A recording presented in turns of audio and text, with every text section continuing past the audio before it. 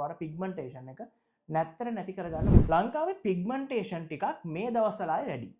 ඒක මේ එන පේෂන්ට්ලාගේ හැටියට හිතා ගන්න පුළුවන්. පිග්මන්ටේෂන් එකකට කන්ට්‍රෝල් තියෙන පේෂන්ට් කෙනෙක් උනත් කන්ට්‍රෝල් එක නැති වෙන තරම රස්නයක් පහුගිය දවස්වල තිබ්බා. ඉතින් සන්ස්ක්‍රීන් එක වේලක් ගන්න බැරි නම් පිග්මන්ටේෂන් වැඩි වෙන්න පුළුවන්. ඉතින් මේ මම කියන රූටින් එක වගේම මේ මම කියන නයිට් රූටින් එක ඔය ඇප්ලයි කරොත් ඔයාලට පිග්මන්ටේෂන් එක නැත්තර නැති කරගන්න පුළුවන්. ඒකයි මේ වීඩියෝ එකේ දාන එකේ පරමාර්ථය. පළවෙනිම දේ ඔයා අනිවාර්යෙන් නයිසිනමයිඩ් තියෙන ෆේස් වොෂ් එකක් තෝරගන්න. ඊට අමතරව විටමින් C 10% 20% ඔයාගේ ඔයිල් හමක් නම් තියෙන විටමින් C පාවිච්චි කරන 10% ඇති.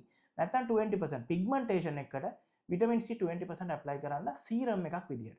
ඒක ඇප්ලයි කරලා ෆේස් හොඳ ක්‍රීම් එකක් ඒක ලයිට් මොයිස්චරයිස් එකක් වේවා ඩීප් මොයිස්චරයිස් එකක් වේවා සන්ස්ක්‍රීන් ඇප්ලයි කරන්න. ඔයා හිතන්න උදේ නැගිට්ටාම දත් මදින්න නැතුව උයනවා. හැබැයි ඔයා උයද්දි රස්නේ මූණට දැනෙනවා නම් පිග්මන්ටේෂන් එක හැදෙන එක වැඩි වෙනවා. එහෙනම් ඔයා අනිවාර්යෙන් උයන්න යනකොටත් මොයිස්චරයිස් එකයි සන්ස්ක්‍රීන් එක ඇප්ලයි කරන්න ඕනේ.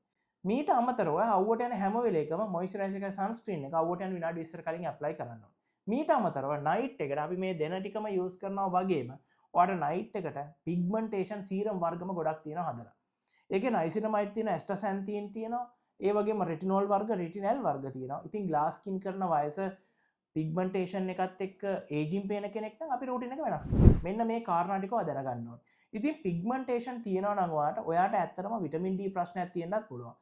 මෙලනින් හදන එකේ වැඩිකමක් තියෙන්නත් පුළුවන්. මේ හැම දෙයකම අපි හරියට හිතලා ට්‍රීට්මන්ට් කරන්න ඕනේ.